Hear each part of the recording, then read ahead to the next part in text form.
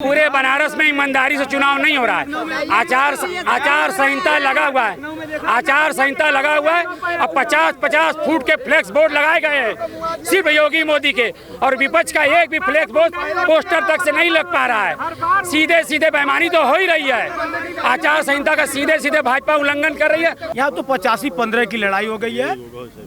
ये 85-15 की लड़ाई है। ये हिंदुत्व की बात करते हैं। 200 मंदिर इन्होंने तोड़ दिया, छोटे छोटे बड़े बड़े। वहाँ अभिमुक्तेश्वर महादेव काशी खंड में आते हैं, वो 42 फुट का मंदिर बुलडोजर लगा के इन्होंने तोड़ दिए। और अभी भी हिंदू खतरे में, हिंदूवादी की बात करते हैं। हमको मंदिर मस्जिद से कोई मतलब नहीं है। हमको मंदिर मस्जिद से कोई मतलब नहीं है। सभी धर्म सभी संप्रदाय एक हैं। भारत एक था, है और एक रहेगा। ये पैसे से खरीदी भीड़ नहीं है, ये स्वयं अपने पैसे पर चल कर आई भीड़ है। नमस्कार, मैं समर राज बोलता हिंदुस्तान में आपका स्वागत है। वाराणसी में अखिलेश यादव, ममता बनर्जी और जयंत चौधरी की ये जनसभा सबसे खास इसलिए है क्योंकि अभी तक उत्तर प्रदेश के नेता, उनके पार्टियों के लोग, सपा गठबंधन के सहयोगी साथ मिलकर के इस तरह से चुनाव प्रचार कर रहे थे। अब वाराणसी में अखिलेश यादव के साथ पश्चिम बंगाल की मुख्यमंत्री ममता बनर्जी आकर के सपा गठबंधन के पक्ष में चुनाव प्रचार कर रही हैं। इसके पीछे एक बड़ी राजनीति भी है, लेकिन फिलहाल अभी चुनावी लाभ लेना है 7 मार्च को, क्योंकि 7वें चरण का यहाँ चुनाव होना है। और सबको पता है कि चुनाव के आखिर के 2-3 दिन प्रधानमंत्री नरेंद्र मोदी आते हैं और वाराणसी में एक बड़ा इवेंट क्रिएट करते हैं, जिससे लोगों को भावुक करते हैं और फिर मीडिया आगे का काम कर देता है। लेकिन ममता बनर्जी भी अखिलेश यादव के यहाँ साथ आई हैं तो कुछ आगे का सोच समझकर वो चाहती हैं कि प्रधानमंत्री के बरक्स उनको एक खिलाफ का, उनको विपक्ष का एक चेहरा माना जाए। उसमें अखिलेश यादव भी एक हद तक साथ देते दिखाई दे रहे हैं। क्योंकि अभी विधानसभा चुनाव है तो हम उसी पर बातचीत करेंगे। यहाँ पर न सिर्फ समाजवादी पार्टी के लोग, न सिर्फ जयंत चौधरी के समर्थक आए हैं, न सिर्फ ममता बनर्जी के समर्थक आए हैं, बल्कि सपा गठबंधन के जितने सहयोगी दल हैं, चाहे वो अपना दल कमेरावादी हो, चाहे सुहेल देव राजभर पार्टी हो, चाहे महान दल के लोग हों, सब लोगों के समर्थक आए हुए हैं। तो हम चाहते हैं कि हम बातचीत करें कि ये लोग किन उम्मीदों के साथ आए हैं और इनकी आपसी तालमेल क्या है। आप ये एक साइकिल देख सकते हैं, यहाँ पर लगभग सभी सहयोगी दलों का झंडा लगा है। कहाँ से आए हैं आप? मैं बनारस से आया हूँ। माननीय हमारे बारे में आपको बता दूं, मेरा नाम है चंद्रजीत यादव। माननीय मुख्यमंत्री जी हमको साइकिल लखनऊ दिए। मैंने लखनऊ से साइकिल चला कर आया। मेरा घर बनारस है। किन्होंने दिया आपको साइकिल? माननीय मुख्यमंत्री अखिलेश यादव जी, मेरे भगवान कृष्ण का उपाधि मैं उनका देता हूँ। जब मुख्यमंत्री थे तब उन्होंने दिया था? नहीं, अभी दिए हमको, 2 महीना पहले दिए हमको। लखनऊ से साइकिल मैंने चला। तो भाभी मुख्यमंत्री बोल दीजिए, इतने मुख्यमंत्री करें, भाभी मुख्यमंत्री बोल रहे हैं कि भाभी मुख्यमंत्री। मतलब एक समर्थक इस तरह के शब्द इस्तेमाल करते हैं, ठीक है, वो आपके ठीक है। आप एक बात बताइए, हम लोग अखिलेश भैया, अल्लाह मत कराए, आप ये बताइए। हम लोग अखिलेश भैया ही कहते हैं। आने वाले मुख्यमंत्री हैं, वो आने वाले 24 में प्रधानमंत्री की दावेदारी भी मेरे। आप ये बताइए, आप किस आधार पर कह रहे हैं कि सपा को जीत मिलेगी? अभी तो बुरा हाल रहा 3 चुनावों में। अच्छा, 5 साल कोई काम किया योगी मोदी का? आप काम गिना दीजिए, एक भी काम। अखिलेश यादव को जो किए थे, वो वादा किए थे, जो वही फीता काटा। 100 नंबर को 12 नंबर कर दिया। क्या किया? उसके बाद जो जिनका शिलान्यास है, उस शिलान्यास मुख्यमंत्री अखिलेश यादव को हटाकर अपना शिलान्यास किया। 5 साल में उसका कोई काम भी गिना दीजिए। इनका तर्क है कि काम अगर किए होते तो योगी के पक्ष में वोट पड़ता। लेकिन एक चीज ये देखना होगा कि 5 साल पहले अखिलेश यादव ने जो कैंपेन अपना सरकार का कैंपेन बनाया था, काम बोलता है, उन्हें लगा था कि काम से वोट पड़ते हैं। लेकिन इस देश में कुछ और भी सच्चाई है, काम से वोट नहीं पड़ते। जिसको जितना मीडिया मैनेज करना आता है, जिसको जितना इवेंट क्रिएट करना आता है, और जब से भारतीय जनता पार्टी सत्ता में आई है तब से आप देख सकते हैं कि नफरत का कार्ड भी बहुत तेजी से चल रहा है। आप ये बताइए, तमाम दावे करने के बावजूद अगर भारतीय जनता पार्टी पिछले चुनाव की तरह प्रदर्शन कराने में कामयाब हो गई तो? देखिए, इनके जो भी कार्य है धरातल पर नहीं है। इनके जो भी कार्य है वो सिर्फ कागजी घोड़े के रूप में दौड़ाया गया है। मैं शिक्षा विभाग से बनारस का जिला अध्यक्ष हूँ, और शिक्षा को ही लिया जाए तो देखा जाए कि बच्चों का IQ कितना घटा है। कोरोना के नाम पर इन्होंने शिक्षा को चौपट कर दिया, बदहाली से चल रहे हैं। बच्चों की जो सीखने की लर्निंग व्यवस्था होती है, बचपन में सीखने की सीख, वो घटती जा रही है। और यूपी बोर्ड जो होता है, एशिया का ही नहीं, वर्ल्ड का यूपी बोर्ड उत्तर प्रदेश का ही नहीं, एशिया का ही नहीं, पूरे विश्व का सबसे बड़ा यूपी बोर्ड है। 70 लाख बच्चे प्रतिवर्ष शिक्षा के नाम पर यूपी बोर्ड में परीक्षा देते हैं। और ये बीजेपी सरकार, जब माननीय अखिलेश जी से पहले मायावती जी की सरकार थी तो 80 रुपये बोर्ड फीस हुआ करती थी, लेकिन ये सरकार जब आई तो उसको 401 रुपये कर दी हाई स्कूल के बोर्ड की फीस, और एक ही साल बाद 621 रुपये कर दी, जबकि 1 रुपये का पेपर छपता है। अगर देखा जाए तो 4 सेट में पेपर छपता है। 70 लाख में कितना पेपर छप जाएगा? शिक्षा विभाग के ये तमाम मुद्दे उठा रहे हैं। आप किसका झंडा ले रखे हैं? कहाँ से आए हैं आप? बनारस पंठीपुर। अच्छा, क्या देख रहे हैं आप अपने गाँव में, अपने लोगों के बीच में, अपनी उम्र के लोगों के बीच में? क्या नौजवानों के बीच क्या चल रहा है आज? हम रोहनिया विधानसभा से आए हैं और रोहनिया विधानसभा में बहुत सी समस्या है, और बनारस में मोदी योगी कुछ भी नहीं किए हैं अभी तक, केवल उद्घाटन कर रहे हैं। केवल काशी डोर भी पूरा नहीं हुआ है। काशी डोर आप जाएंगे तो काशी विश्वनाथ डोर जाएंगे तो वो भी पूरा नहीं हुआ है, अभी वो भी आधा अधूरा काम है। उसके बाद भर्तियां भी नहीं दे रहे हैं। जो कोरोना में 3 साल से जा रहा है उसका छूट क्यों नहीं दिए? क्यों भर्ती नहीं दिया? हर चीज़ का बतुआ निकाल रहे हैं, अपना चुनाव हो रहा है, हर चीज़ का भर्ती क्यों नहीं निकाल रहे हैं? भर्ती हम लोग बेरोजगार पड़े हुए हैं 3 साल से, इसका उम्र क्यों नहीं घटा रहे हैं? क्यों नहीं? आपके साथ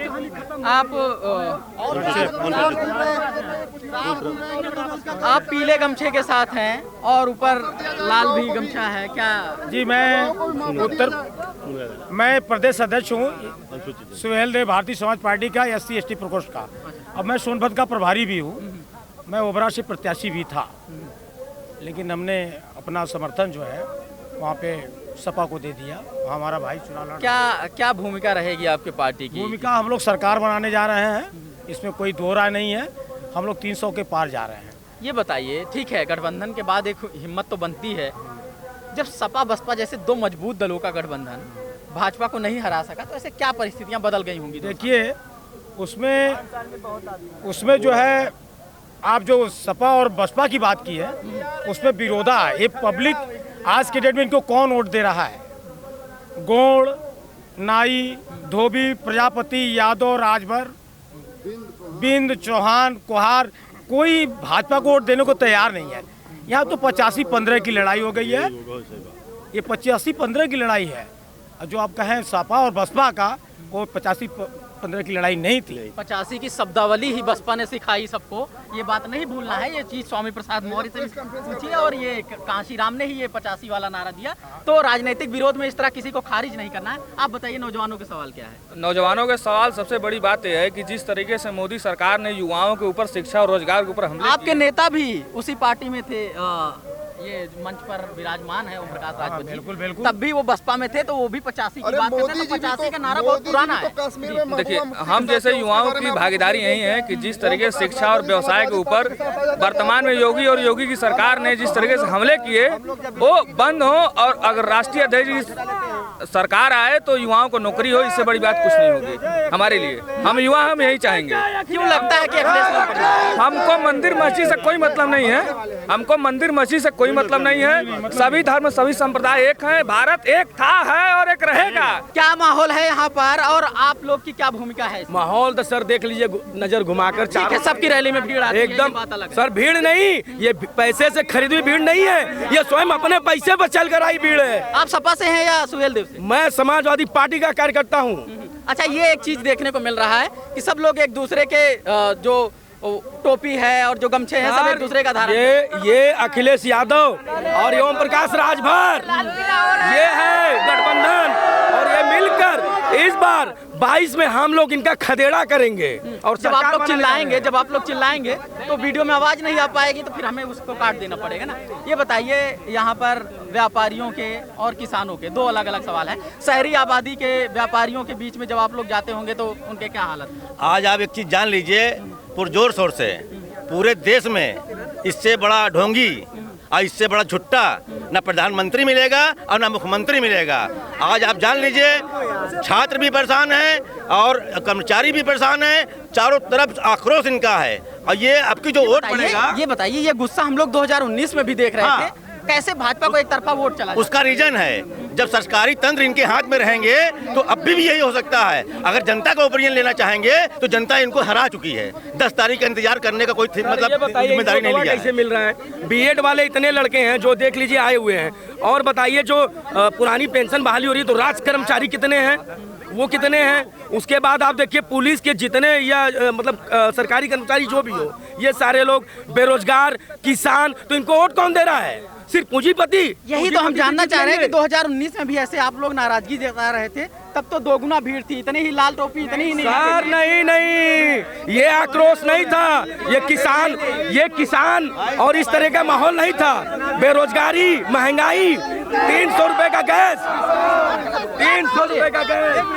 2019 का जो चुनाव था वो इनके जुमलों पे आधारित था और बराबर में जन सरोकार के मुद्दे पर समाजवादी पार्टी हमेशा काम की है और जन सरोकार के मुद्दे पर समाजवादी पार्टी सरकार बनाने जा रही है पूर्ण बहुमत की, और हर वर्ग का समाज के अंतिम पायदान का वोट मिलने जा रहा है। सारे लोग हमारे साथ हैं। वजह बताइए कि 2 साल पहले क्यों नहीं मिला था और अब क्यों मिलेगा?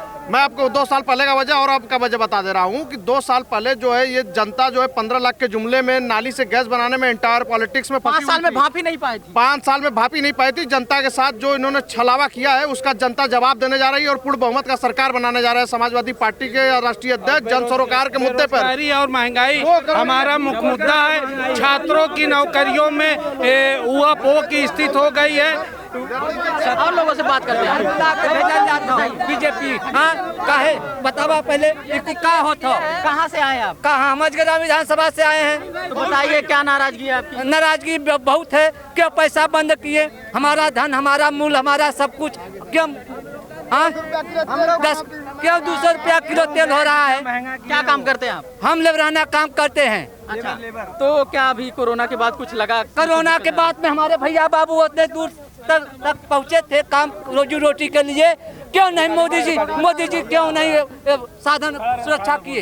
ये बताइए, हम ये जानना चाह रहे हैं। हाँ बताइए, सुनिए, आप संदेश पहुँचाएंगे कि नहीं पहुँचाएंगे? बिल्कुल आपका संदेश डायरेक्ट पहुँचाइए मोदी जी को। हाँ बताइए क्या कि अभी 2 साल पहले, 2.5 साल पहले जब चुनाव हुआ था, हाँ, तो भाजपा को इतना वोट कैसे मिल गया था? कहाँ से मिला था ये बताइए। सुनिए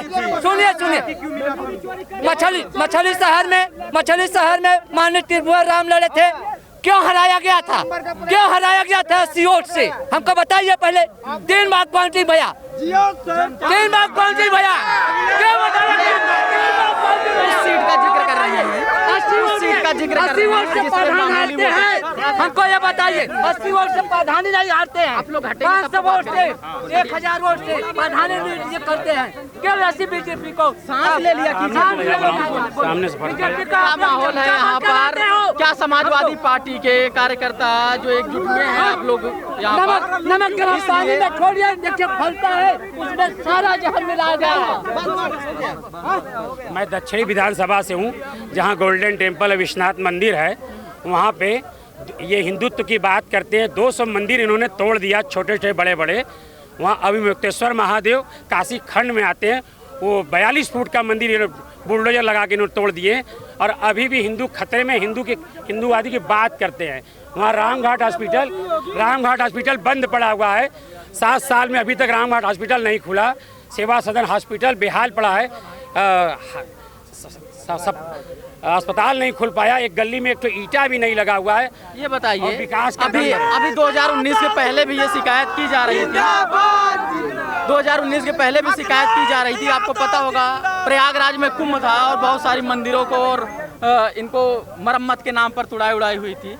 उसके बाद भी सवाल उठाए जा रहे थे, भाजपा को इतने वोट कैसे मिले? वोट और ईवीएम हैंग करते हैं। अगर आपको इसकी जानकारी 2022 में इसका डर नहीं है? नहीं, अभी भी बता रहा हूं मैं आपको, पूरे बनारस में ईमानदारी से चुनाव नहीं हो रहा है। आचार संहिता लगा हुआ है। आचार संहिता लगा हुआ है।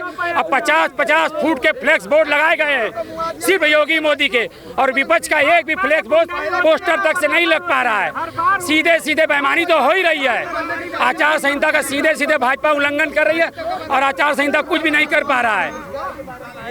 क्या आप सिर्फ झंडा लहरा रहे हैं कि छाया किए हैं सबके लिए? हम तो अखिलेश यादव को लाना चाहते हैं। हम तो अखिलेश यादव को लाना चाहते हैं। अखिलेश यादव पर आप बात करना चाहते हैं? एक मिनट। ठीक है, आप लोग नारेबाजी कर लीजिए, हम फिर कभी बातचीत करेंगे। धन्यवाद।